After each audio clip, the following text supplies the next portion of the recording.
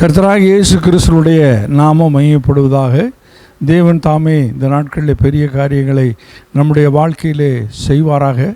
வேதத்திலே நாம் பார்க்கிறோம், ஆதியாகமத்திலிருந்து எங்கு பார்த்தாலும் சர்ப்பம் என்று சொல்லும்போது அது ஒரு பிசாசு என்று சொல்லி நாம் எல்லாருமே, கிறிஸ்தவர்கள் எல்லாரும் சொல்லுவது பாம்பு என்று சொன்னாலே அது ஒரு பிசாசு என்று சொல்லுகிறோம், சாத்தான் என்று சொல்லுகிறோம், வலுசற்பம் என்று சொல்லுகிறோம். வலுசற்பம் என்று சொல்லும்போது அது முக்கியமாக சாத்தான் என்று சொல்லி நாம் தெளிவாக புரிந்து கொள்கிறோம்.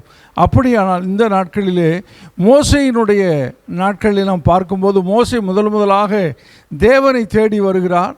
முட்செடி எரிகிறது. முட்செடியை பார்ப்பதற்காக அவர் அருகாமையிலே வருகிறார்.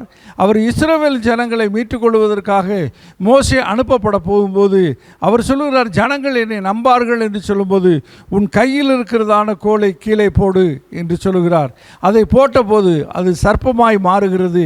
அந்த சர்ப்பத்தில் அந்த கம்பை வைத்து, சர்ப்பமாய் மாறின அந்த கம்பை வைத்து அநேக அற்புதங்கள், 10 வகையான அற்புதங்களை மோசே செய்கிறதை பார்க்கிறோம். அப்படியானால் என் அன்பு ஜனங்களே, ஒரு புறாவை வைத்து அந்த அற்புதங்களை செய்தால் நாம் யோசிக்க வேண்டிய அவசியமில்லை. ஆனால் சர்ப்பம் என்று சொல்லும்போது அது பிசாசு என்று சொல்லுகிறோம். அப்படியானால் மோசையினுடைய கையில் இருந்த கோல் எப்படி பாம்பாக மாறினது? பாம்பாக மாறின அந்த கோலை வைத்து எப்படி இவ்வளவு அற்புதங்களை செய்தார்கள்?